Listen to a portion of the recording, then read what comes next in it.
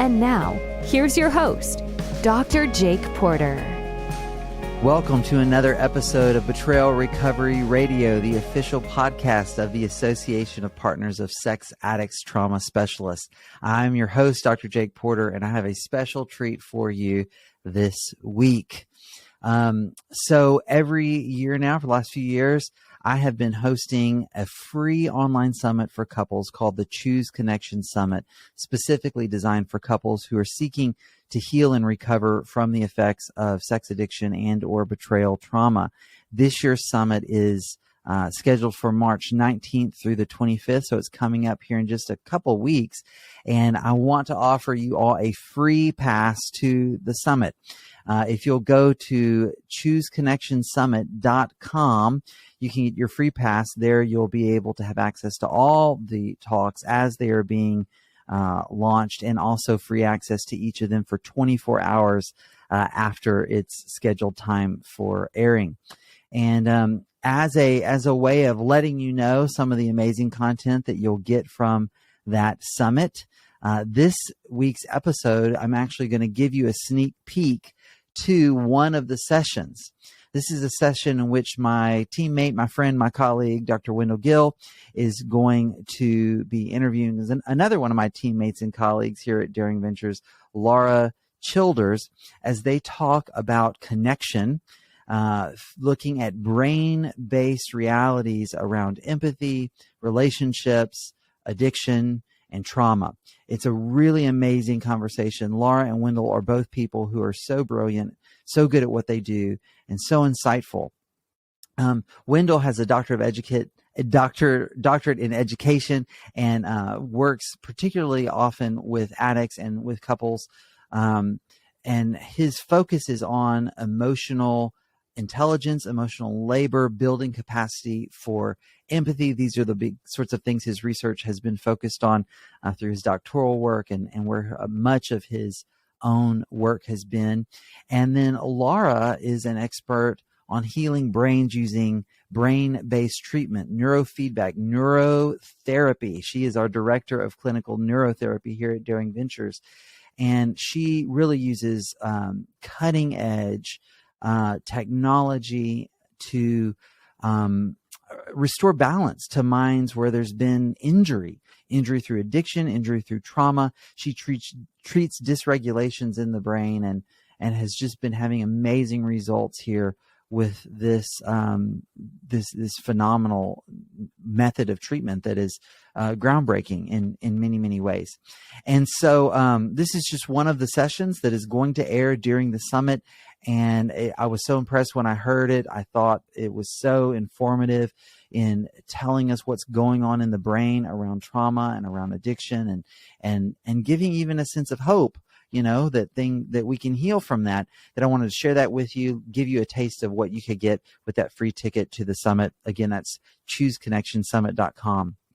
I do also want to mention a few other things before we jump in to Wendell's interview with Laura that are coming up that AppSats is sponsoring. That are also going to be really, really great. So March 24th through the 26th, Dan Drake and Janice Cottle will be offering Restoring Truth, Disclosure Guide training. So professionals who are in this field, who want to sharpen your own skills at preparing people and facilitating the formal therapeutic disclosure process, that's going to be an outstanding training. Dan and Janice both are part of the summit as well, but this particular training will be for clinicians and coaches to sharpen their own skill in that work. Next month, April 13th through 14th, Jessica Edens will be offering a workshop called Betrayed Families, Support for Children and Families. So often, so much attention goes to the person with the addiction, the person who did the betraying, that maybe we need help learning how to better support those who are feeling some of the consequences around that, particularly children and families. That'll be another powerful and wonderful workshop. And then I also want to go ahead and let you know, more recently announced on May 5th, Dan Drake will be doing a workshop called Boundaries for the Sex Addict, How to Delicately Manage Safety for Both Partner and Addict. All of these events, you can find out more at appsats.org.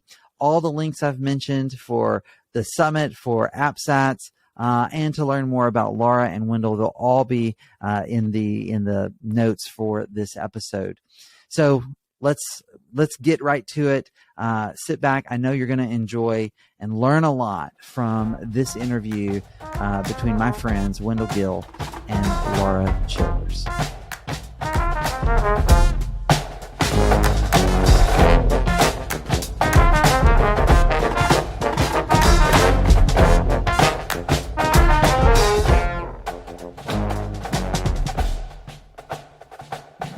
Hello, everyone. It's good to have you with us today for our 2023 summit, and the theme of which is reaching new heights. And I'm delighted today to have Laura. Is it Childers or Childers? How is it? Childers. Childers. That's what I thought. Just wanted to make sure. So Laura Childers is with us today, and Laura's work is focused on healing brains. She does neurofeedback and also neuromodulation, which is brain-based assessment, treatment. And this work, Laura, you've inspired hope through giving a clear, objective understanding about life struggles and how they relate to what's going on in our brain. And this happens by restoring balance of mind and creating awareness of wisdom. And through that, you're helping clients to fulfill their life's passions and purpose.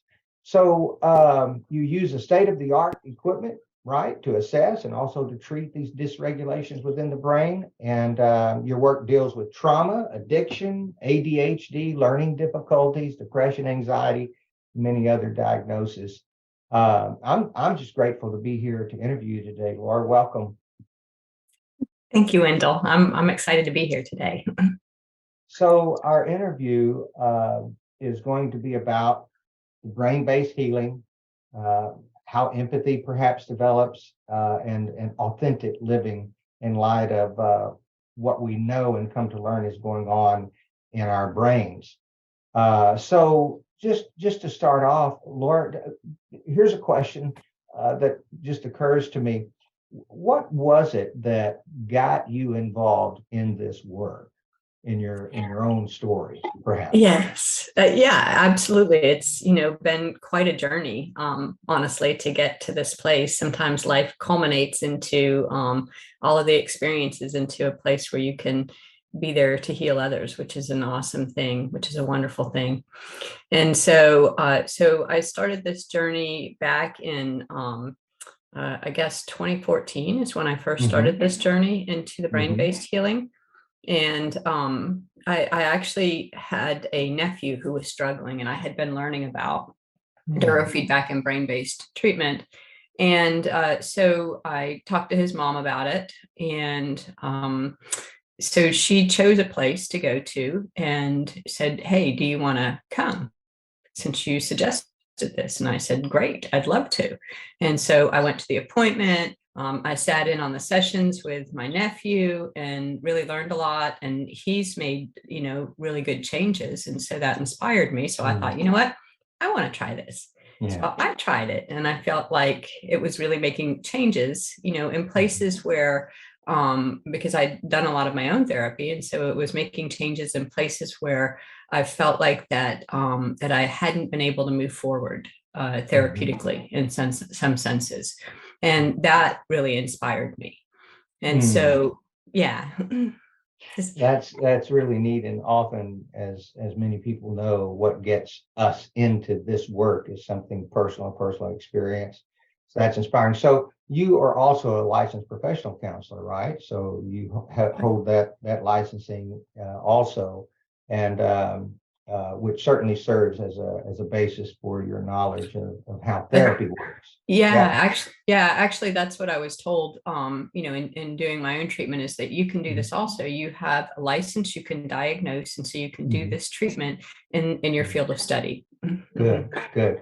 Well, and we're grateful that you're a part of the Daring Ventures team, and so that's also something I want everybody to know, that as colleagues, we get to work together and get to help clients sort of from complementary approaches. So that'll probably come up in our interview probably. So most everybody will say we're social creatures. We hear that all the time. That we were designed, created, or evolved, whatever somebody might want to believe about any of that. But the idea right now is that we're social creatures, and that our brains are wired to be social. How do we know that? How do we know that our brains are wired to be social? Yeah, absolutely. Well, I mean, we have networks in our brain for connection, for being able to connect emotionally, socially, linguistically, for being able to interpret emotions. And so we have these networks, but also, I mean, there are books about how important social is. In my own experience, honestly, in working with kids, I can see how being excluded is very painful, or not feeling good enough, not feeling part of the group is incredibly painful and can end up in some dysfunction over time, especially the more that you feel that way.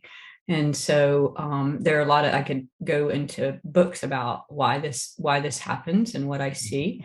But I think what's important is that anytime that we are not connected to other people, and that we isolate, or we are in addictions or traumas that disconnect us, our life doesn't feel good. So the whole theory of this certainly supports and helps to explain more about attachment theory to some degree, it seems, because of this drive to be attached, connected, and so forth. So what happens if the wiring in our brain isn't working correctly, so that we would have some clarity about how to be connected? What happens if that's not functioning well? Yeah, absolutely. So our nervous system, when it feels safe, connects well, and it feels good, and we feel calm, we feel happy, we feel joy. If our nervous system does not feel safe, if it's more in fight or flight, or if it can't settle itself down, then we struggle to connect. Or we can connect in dysfunctional ways, or we get triggered, or these types of things. And so what I see, though, when I do my assessments, is that the brain has different ways of protecting itself. Our brain is incredible, it's amazing. And so the whole job of the brain is to survive and problem solve. So it uses about 70% of the energy that we put into our bodies. So a lot is used up by our brains, and it controls basically everything we do, in a sense. And so, no, go ahead, please. Oh, yeah. So I was just going to say the different levels that I see, the garden variety PTSD. I see that the area in the brain for emotional comprehension, it idles, and so emotions either get stuffed or get blown up. Another area, the next area that I see a lot of times is right over the mirror neuron network, and it'll idle the right side of the mirror neuron network, which is where we emotionally connect. And so it disconnects. Not only does it shut down our comprehension area, then the next level is it disconnects us. It says, okay, this is way too overwhelming. I'm just going to disconnect emotionally. So these mirror neurons that you're talking about, if I could just say, because as you're talking, my mind starts, just going so many places. And you talked about the right side of the brain, which is where the emotional mirror neurons are primarily. That's right. And the left side is linguistic. Yes, that's right. Okay. Yes. So, so there are actually strategies around how we're communicating, how we're even looking at each other, that impact those mirror neurons, that can either make them recoil or want to engage.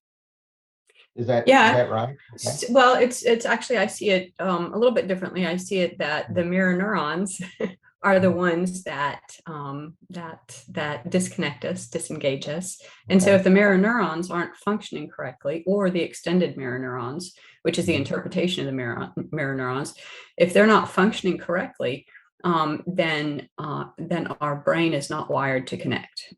Okay. So in other words, the natural tendency of of the brain's development is to connect and be mirrored. If So if there's something that's happened, either through nurture or it may be even through nature, genetically or through our environment and experiences, then it can make it essentially damage our mirror neuron capability. That's right. We can see the damage. Well, not the damage, but genetically, we can see that some kids with ADHD, a certain percentage, have a disconnection of the mirror neurons. Of course, those with Asperger's and autism do also. PTSD definitely can disconnect it depending on how severe it is. So there are other diagnoses that can genetically, kids can start out with a mirror neuron disconnect. So that gets to this other question that we wanted to ask was, how do partners and addicts both struggle with the mirror neuron work? I mean, and I assume that they do both struggle. Certainly, yeah. So how is it that they both struggle? What's causing that struggle with this needed mirror neuron connection? Do partners and do addicts and partners struggle with the mirror Yes. neuron network? And if so, Yes. what's causing that struggle? Yes, absolutely. So yeah, they both struggle with it. And I have partners and addicts come in where I'll just map their brain, and then I'll talk with them about empathy, the limbic overarousal, addiction, and any other things that might interfere with their relationship. And what I find a lot of times is they are disconnected in different areas. Sometimes it's the same area. Sometimes as I go over the brain map, both of them, as you know, as I explained, that neither of them really has the capacity for emotional vulnerability at this point in time. Yeah, I don't want to be emotionally vulnerable, and and the other one says that too, and it's like, okay, so you can choose not to, or you can choose that you do want to, and then we can work towards that goal with the information that we have. Sometimes they're disconnected in different ways. The partner with the betrayal trauma, some of the changes that do happen in the brain, they do end up with the idling of the emotional comprehension area. It gets overwhelming, and so that area shuts down, and it creates a PTSD marker. But also, there's a part of the brain called the precuneus, where that's where we have the story of who we are. That's who we are. That's who we are in relation to the world. Where's our gift? Where is our truth, really? And so in betrayal trauma, I've seen with the partners that area can get quite dysregulated because their truth is not what they thought it was. And completely disoriented, and so it's totally disorganized. What they thought they were, how they felt about themselves, their life, their meaning, their purpose is all disheveled. Like, I think Jake uses the picture of him taking all the files that were organized and throwing them out into the room. And they're pretty totally much it. disordered. It's a horrible, Yes. horrible place to be. Yes. Yeah. And you see this when you're mapping out the brain. Yes. Yeah, sex addiction does change the brain in ways that cause disconnection. So, to the partner. You said sex addiction does, yeah, right. So the trauma of the betrayal absolutely impacts the story. Are you also saying that the addictive behavior over time impacts that area for the addict also? Well, yeah. So whenever I see, because I can see a lot of times if that addiction network is still active, I can see where certain areas are functioning, over functioning, or under functioning, and it tells me that there likely is still some type of addiction there. And so whenever I see this, I have worked with clients before, and they don't necessarily have the capacity to connect while their addiction networks are active. So that's what I see a lot of times when I'm working with them. And then when we can disconnect, calm the brain and disconnect, or help the client to have the brain waves they need to be able to actually relax and not be over aroused all the time, then they can connect better. And so. So we've already talked about this a little bit, but I'll maybe I'll go into a little bit more on the question of how exactly does the brain or parts of the brain help us feel more connected or disconnected? I think you touched on it a little bit, but what aspects of the brain help us to feel connected versus the parts that help us or cause us to feel disconnected? Yeah, so we have a place called the Mhm. sensory motor strip up here, Mhm. and the sensory motor strip, the sensory part of it takes in all of the senses, your Mhm. touch and smell and sight and sound, and so it picks up. There's an area underneath it called the insula, and that picks Mhm. up subtleties in our environment. As a baby, you learn those subtleties. You learn when your mom looks at you and she's happy, or when your mom looks at you and she's maybe concerned, or things like that. And so so that's where we pick up subtleties in social emotional communication. Most people have that area. The mirror neurons are working just fine when they're born. If there's a disconnection and there's attachment issues, then sometimes that can get disconnected. Sometimes not. Sometimes the attachment issues are not bad enough. And sometimes later on, that area can get disconnected if there's sexual abuse, if there's abuse that's more than just the little T traumas that happen throughout life. These are bigger T traumas that happen that will completely disconnect it with the overwhelm.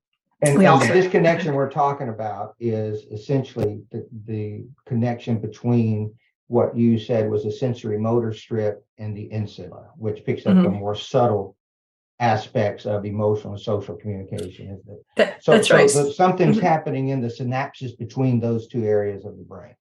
That's right. So what it looks like in terms of if you're in a social situation and that social emotional area is disconnected, that one, you aren't picking, you're feeling outside of it, because everybody is kind of talking and this and that, and you get that they're getting things on a different level than you are. And so sometimes I've seen clients can interpret that as, well, I don't need that emotional part, that I can do just fine without it. And so, because they're not experiencing it, and so there's an interpretation or a narrative that goes with it. And so that's how it can look like. Sometimes it can look like the opposite too, because I've had clients who are like, I connect great, I connect with everybody. And, and that side of it is that, but it's not an emotional vulnerability that you're connecting. It's not picking up the subtleties, interpreting it, and allowing for emotional vulnerability to come up. So that is also the interpretation is in the temporal lobes. A lot of it's in the emotional interpretation is in the right temporal lobe. And when we say the temporal lobe, tell us, that's sort of in this region, is that right? Or back here? Okay, back towards here. the back. Okay. Yeah, towards the back. Yeah. All right. So but actually kind of all through here. All through but that okay. Yeah. So just for my sake of clarity for me, okay. A partner who's been betrayed, or an addict who's been acting out all this time, not really participating in real intimate connection. So that's not developed in the addict. And then the partner who's been betrayed is undergoing this trauma. And so their brain is in this place of absolute protection. So those signals there are either going to be hyperactive or underactive.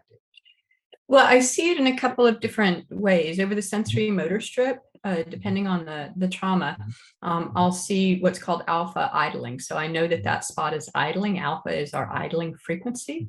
And so it's not functioning fully in the way that it needs to function when I see the alpha idling happen. The second level of what I can see sometimes is that beta will form, which is a really fast wave over that sensory motor strip.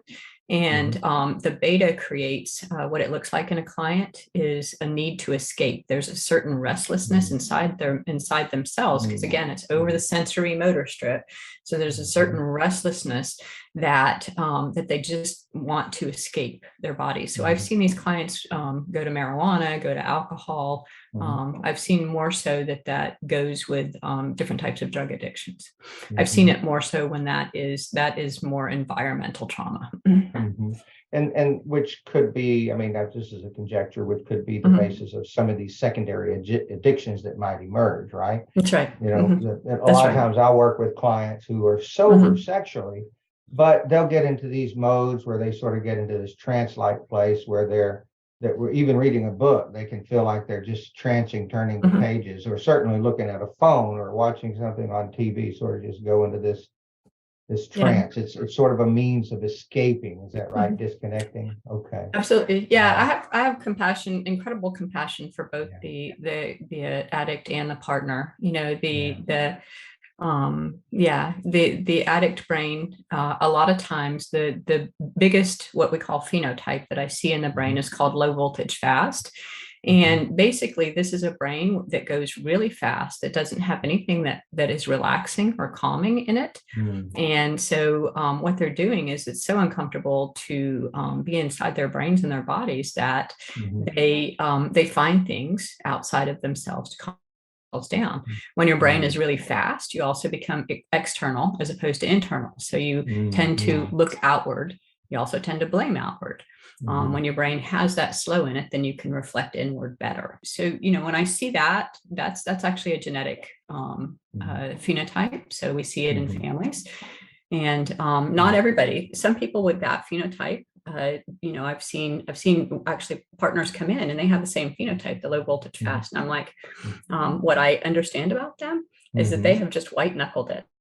You know, they were like, they grew up with addiction, let's say, and they said, this is not going to happen to me. And they white knuckled it, but there's still symptoms around it. I see. So earlier, before our interview started, you and I were talking some about the work that you do. Certainly, you do assessment and treatment, neurofeedback, and then, of course, what you refer to as neuromodulation. So the question that comes up for me: how does this work, or how does the work that you do help to regulate the brain's ability to connect? How does some of the things you do actually help the client to regulate their ability to connect? Yeah, my assessment is really, really important. And in the assessment, my whole goal, the client comes in with typically the clients, when they come into me, they've been through therapy, they've tried medication, they know they can maybe thrive more. They just feel stuck in so many senses. Sometimes they feel hopeless. And so I spend a lot of time on the QEEG is what it's called. That's the assessment. My goal in doing that is to be able to come back to the client and say, okay, this is what you brought into me as your struggle and as the questions that you want to have answered. And this is what I'm going to give back to you. Now, many times I can give them the answer and we can start working on treatment. Sometimes it's about further explanation or exploration. So I'll say, you know, what I'm seeing in your brain is that there's likely something medical going on that may be causing some of your symptoms. And so I think we need to follow up with that and figure out what the medical is. I can't give a clear answer, but I can give you a doctor to go to. You know, I can give you what type of doctor you need to go to, which also can be the struggle sometimes. These clients have been to all sorts of doctors. And so my goal has been, okay, let's get really clear about who you need to go to, because when you go to 4 doctors and nobody has an answer for you, it's really, really frustrating. And so I've done a lot of training to get really, really specific with what those needs are. And my goal is to help in the best way possible to provide healing in a situation that has just not seemed to get there. So the assessments, absolute critical component. This is going to help you see what's going on, share that with the client, and maybe help them find further help, or certainly make a plan forward. We need more assessment, and then of course, sometimes you're the one that can provide the treatment. And I think you mentioned neuromodulation is one of those ways of providing treatment. Tell us a little bit about the treatment that you would provide. Absolutely. So when I do the QEEG, I get really specific about what Mhm. what networks are off in the brain, Mhm. as well as I look at brain waves, which are the frequencies in the brain. I look, and the different brain waves have different functions. I look at the location and I look at the Mhm. waveforms. With all of that information, I'm able to get very, very specific about Mhm. where those neuropsychiatric symptoms are coming Mhm. from and Mhm. where we need to go to address them. Mhm. And so again, that's why I spend a lot of time on the assessment, because I want a clear map of where we need to go. Now, the treatment, if we're doing neuromodulation, so I have pulse electromagnetic field therapy, I have photobiomodulation, and I have stimulation therapies, Mhm. trans alternating current and noise, what's called aperiodic noise or pink noise, brown Okay. noise, things like that. Okay. So let's, if it's okay. Mhm. Mhm. So I'm Sure, gonna, if absolutely. I were a client, I came to your office, you're gonna hook me up to some stuff. Mhm. Mhm. Okay.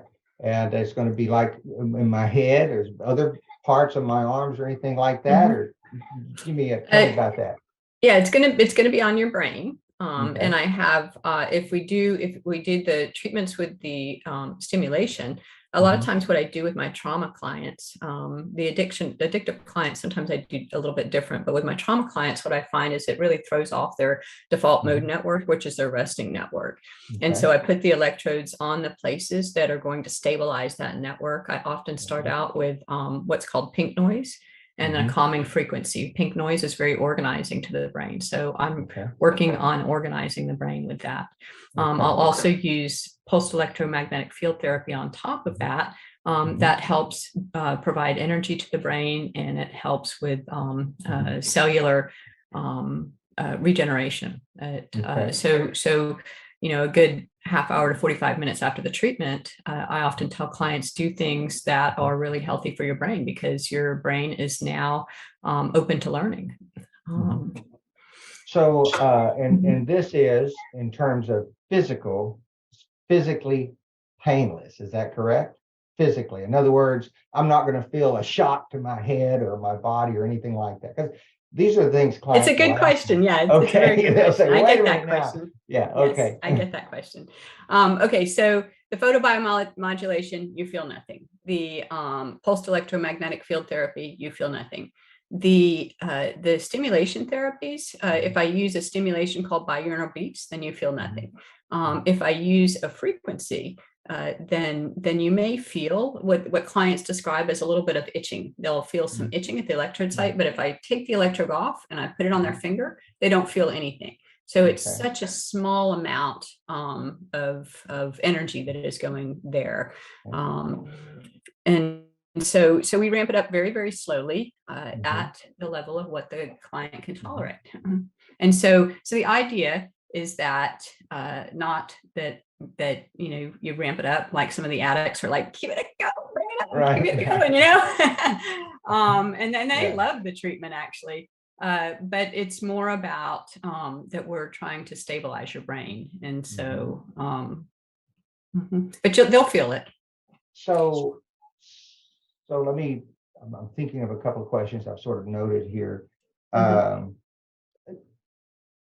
So let's talk about outcomes that you've witnessed, and certainly I can even share some, mini anecdotal uh, feedback that I get from clients who have walked through this assessment treatment process that you provide, which is phenomenal. Every client that has talked to me about their experience, they've talked about their clarity improving, and certainly some of these more immediate things where they may need some additional therapy and help and coaching and encouragement, because it is, when we're restructuring this thing, it can be maybe overwhelming and scary, right? When you're restructuring the brain. Yeah, I mean, because some of the clients are like, I didn't know how to feel at first, and then Laura Mhm. told me this, my therapist told me that, and so just doing it and walking away without further help and coaching and encouragement is not a good idea, Yeah, right? absolutely. Not Need with trauma. aftercare. Yeah, that's right. Not with trauma and addiction clients, definitely Okay. not. And Okay. so a lot of times what I'm doing is working on the nervous system, and I'm Mhm. trying to bring their nervous system to a space where it feels safe, as Mhm. opposed Mhm. to in fight or flight. And so when the brain feels safe, then Mhm. emotions can come up. that have been stored in the amygdala, which is where we store our emotional, overwhelming memories. And so when these start to come up, then clients need support for allowing those to come up. That would be therapeutic support. And in terms of the brain networks performing better, so we can get those areas better regulated. But if a person has never picked up on the subtleties, the social emotional subtleties, or struggles with emotional comprehension, and that's been true for their whole life or most of their life, then they never develop the skills. And so they need a coach or a therapist to help them with these skills of with behavioral and thinking. And just social emotional understanding. Right. And Even words to describe what it is that I'm feeling here. I'm feeling something, whereas before the disconnect, as we pointed out earlier, was so severe. They didn't know what to feel. They didn't have a particular feel. Like you said, they were sort of felt like they were on the outside looking in. And now they're not. Now this is being healed, and they're like, okay, how do I interpret this now? And that's what they need. Therapy help and coaching around. It is, especially when you're working with couples, because they have these automatic triggers that are going off, and then so they need a different way to experience that potential emotional vulnerability. And, so what is, I'm sorry, go ahead. Oh, I was going to say that part, the emotional vulnerability, is very scary to. It's scary to a partner, because it's like, many of them are like, well, I did that, and then this happened, and then my whole, everything in me is kind of shut it down, and that is that fight or flight drive that's kicked in, and they're afraid to stop protecting themselves, and so we have to work through that, Right. Well, and work through, I think once those connections are made, one can see how we're not talking about being vulnerable to the point you have no boundaries, right? I mean, no. Right. No, we're going to Yeah. learn to be vulnerable. Yes. So sort of a whole healthy brain approach. Absolutely. I'm going to be vulnerable. I'm going to learn to be vulnerable, while at the same time, I'm going to have very clear boundaries that are measurable, and I can see what's going on. That's absolutely. That's right. That's right. With authentic living, if you want to live in an authentic way, you have to have some emotional vulnerability. You have to have the ability to understand what's inside of yourself, and to be able to share it with your partner in a way that's hopefully unprotected. But we don't want to start that way. We have to start with keeping that protection until we know that we can maybe step back on the protection. The treatments, actually, like I can think of a client in particular who had the basic mirror neuron struggle, and so struggled with those social emotional cues. And so we worked on those areas. We worked on the insula. And his wife gave him feedback that, when he was at like they went to parties and things like that, he didn't like the social aspect of it, and he was more, so she says to him, well, you were talking to everybody. And so and he didn't even recognize it, honestly. It just was easier for him to do that, because that area within the brain was functioning better.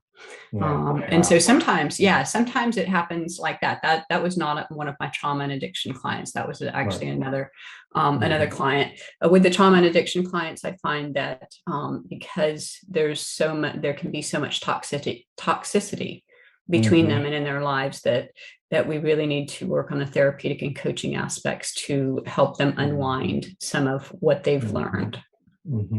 And as you said, if we're helping, if an addict suddenly does this treatment and they have, understanding of better connection, social nuances and everything, they're not in a place, if they're healing their relationship, to suddenly become a social butterfly and be talking to everybody in the room, right? Because they need to learn to focus that connection on their partner who is going through this trauma. So absolutely, that's right. Coaching there. That's well, there are other parts to it. I have clients who come in. I have clients who'll come in, and I'm just calming their nervous system down. And whereas they used to need to either control, or they had struggles with letting go of things, I'll have clients come back to me and say, yeah, I just, I just didn't need to, I just let it go. I didn't need to, let them know that this is what needed to happen, or let her know, Right. Right. And so it feels so much better to be able to just let it go and not have to be in control of everything or hold all the balls up in the air. And so, yeah, so, so that's one thing that I've seen. Another thing that I've seen in some of my addictive clients is I'll work on that sensory motor strip sometimes where they are, they have that need to escape. And then all of a sudden they're like, okay, I'm not really having the cravings for, say, smoking pot anymore, or for alcohol. I'm not having those cravings anymore, because that restlessness has settled down, it's calmed down. But sometimes, they're like, okay, but I don't know what to do now because it's such right. Yeah. How do I engage? What do I engage in? Right. That's all, but also their friends, there's a lot that they have to change in their life in order to accommodate the change of the healing of the brain. And the two places where I find that that clients struggle with their brains healing and the work that I do. One, if their environments are still toxic in terms of communication, or there's a lot of dysfunction, because the brain will protect itself and function as it can in the environments that it's in. So if it goes from my office feeling safe to another space where it does not feel safe, then it'll move back into the fight or flight networks to protect itself. And so the other area where clients struggle is if there's an underlying medical issue. The brain and body are so interconnected. With trauma and addiction, there's so much off on the body that we're, in terms of the body being in constant fight or flight, that sometimes we have to address maybe the energy that the brain is receiving from the body because of all the flood of the fight or flight hormones for years and years often. Yeah. And, I was just reading an article actually earlier today about how critical hydration is to the function of the brain. How critical conscious breathing is to the function of the brain, and just basic physical activity, going for a walk. So those are three things that I often tell clients that can have a calming effect. Make sure you're hydrated. And they're like, oh, what's that got to do with that? Oh my Lord, the research on just a little bit of dehydration, not enough fluid in your body, impacts the functioning of the brain. And this is just amazingly true. Being able to walk and consciously breathe impacts upon it. How big of an impact are those kinds of things? Oh, absolutely. Clients, I always talk to them about how they can quicken the process of what I do by becoming implementing some of these healthy, things into their lives. But yes, what we eat makes a difference. If we're carving it and our blood sugar is off a lot, then that's going to affect our brain. So what we eat is huge. Staying hydrated is very important. Exercising is important. The sleep. Oh my gosh, so many of my clients struggle with different aspects of sleep, and so many of them, they'll come in sometimes.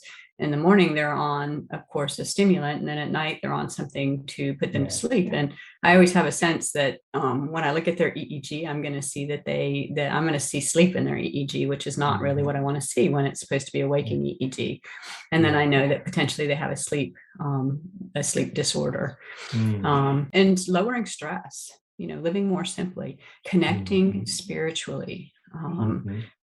When you connect spiritually, when you pray, you actually can bring your brain down into theta waves, which is a slower brain wave, and it's relaxing. And so you can do there are things that you can do on your own in order to support balanced and better functioning in your brain. So with all the work that you've done, what's the theory or the hypothesis that you may have developed around the work that you've done, and how you see it making a difference? A lot of this probably you've already touched on, but I'm kind of wondering about that basic hypothesis that you have, Laura, as you approach your work here, particularly in this field of betrayal trauma and addiction. Yeah. So I actually have some working hypotheses that I'm working with, and I haven't yet confirmed whether those are correct or not.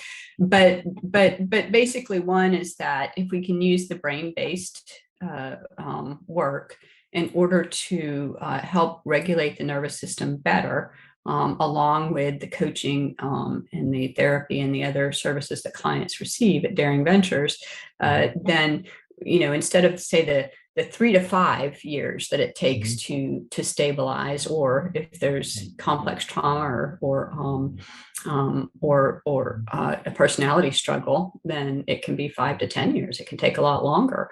And so my working hypothesis is that if we incorporate brain-based work into this work that's already being done, that we can lower the amount of time that it takes to heal.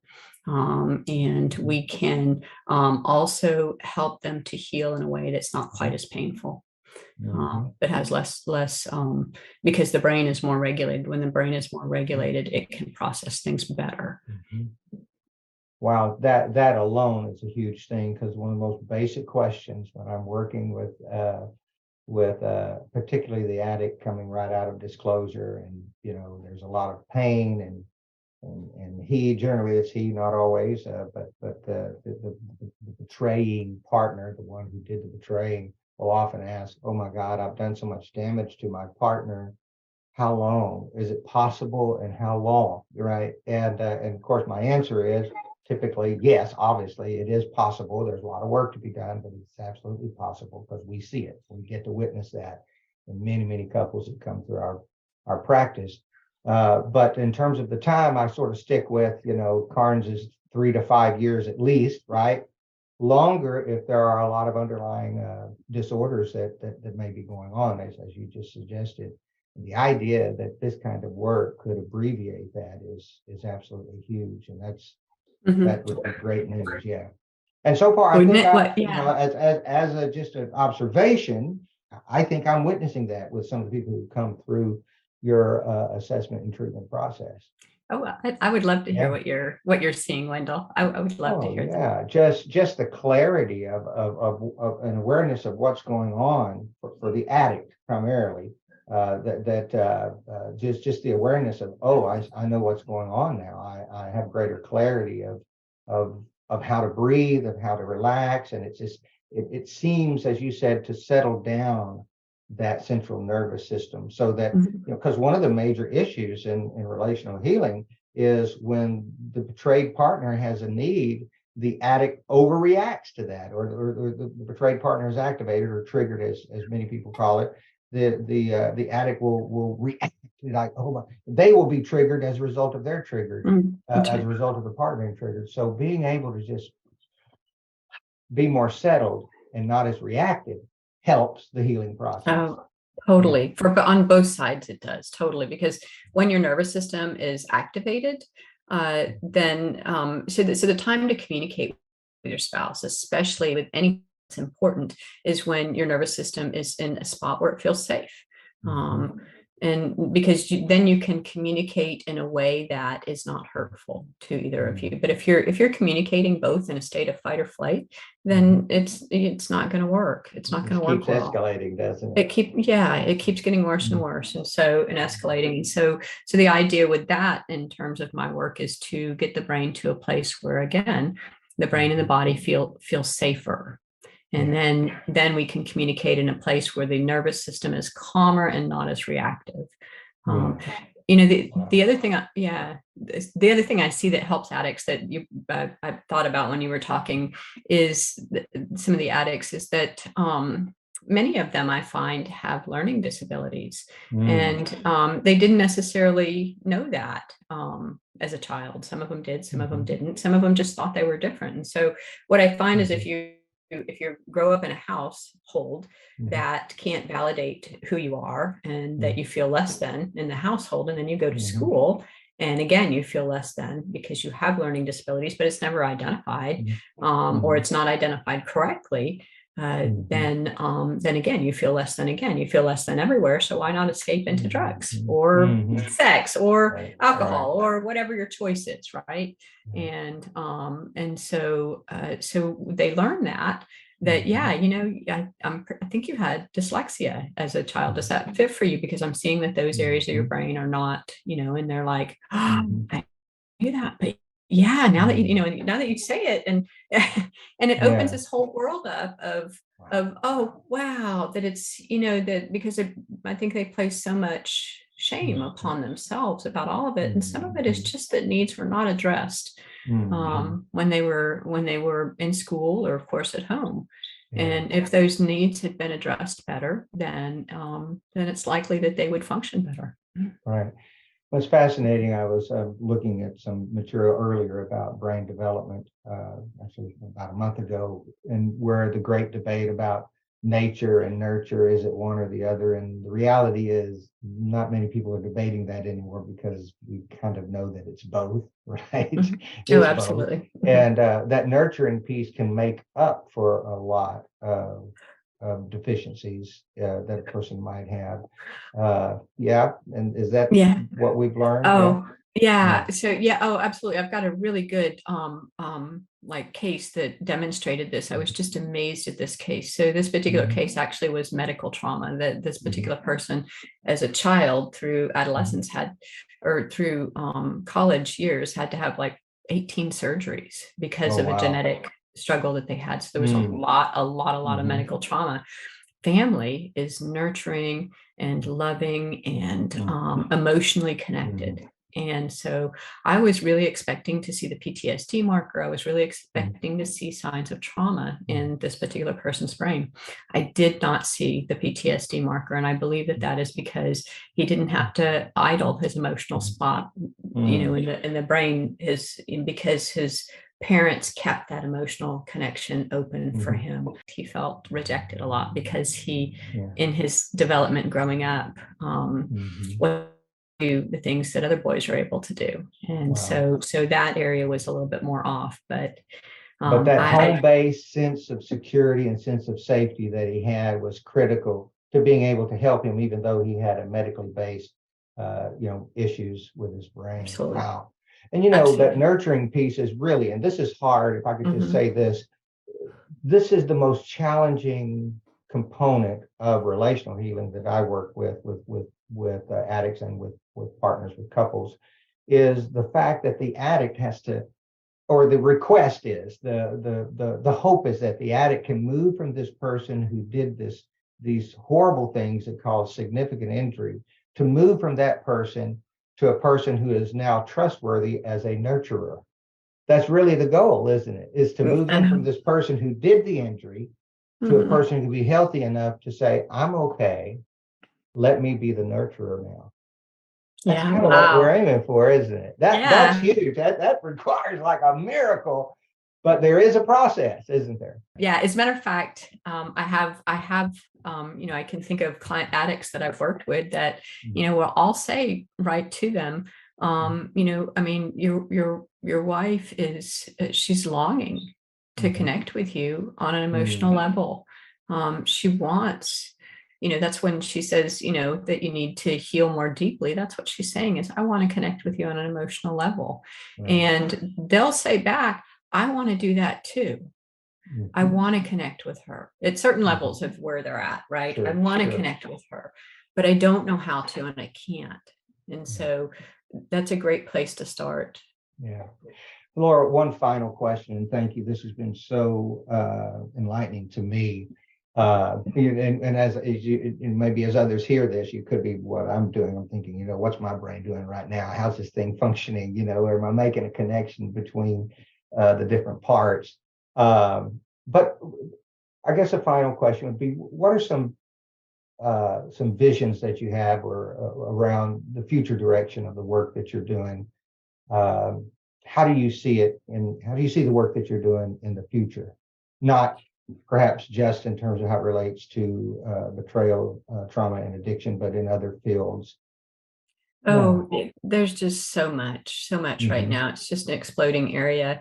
In in the work that we're doing at Daring Ventures, the Mhm. next thing that I'm really working on is bringing in children and adolescents, because when there has been a betrayal due to sex addiction, the couple gets locked in their toxic exchange for a while with their struggles, Mhm. and so the children are not necessarily getting their needs met because Mhm. the adults are embroiled and overwhelmed with what's going on with them. Mhm. And so children, their brains have to Mhm. develop protective parts. They develop parts that want to escape. And some of them have learning disabilities that don't necessarily get completely addressed because of the chaos that's going on in the household. And so bringing children and adolescents and working with the family as a whole is a next thing that I want to do, stabilizing the whole family unit. So that the children and the adolescents, as they grow up, can become functional adults also. Yeah. So, Laura, thank you. This is amazing work. I'm really, really grateful to have the opportunity to interview you today. I want to ask you, if anybody's hearing this and they want to get directly in touch with you and ask questions or talk about would they be a candidate for this kind of assessment and treatment, how would they get in touch with you? Best way? Yeah, the absolute best way to get in touch with me is with my email, because Okay. I'm in session so often during the day. And my Mhm. email is Laura, Laura, at daringventures.com, which is Okay. daringventures.com. Yeah. So, and also, I think on our website, there is a web page about the Mhm. work that you do. So people can visit that and find out more about that. Laura, That's right. thank you so much. Thank you. This has just been really wonderful. I want to encourage clients to consider this as a possible avenue for their continued growth, reaching beyond perhaps where they are right now. And the future can be bright. It's about learning about ourselves and making those adjustments and getting help, getting connected with a community that's there to help us. So thank you a whole bunch. Laura, any final words? No, I think I'm Okay. good. Okay. I think Well, yeah. So there's a lot thank you. to digest. Thank you. And Yes, God bless. thank you.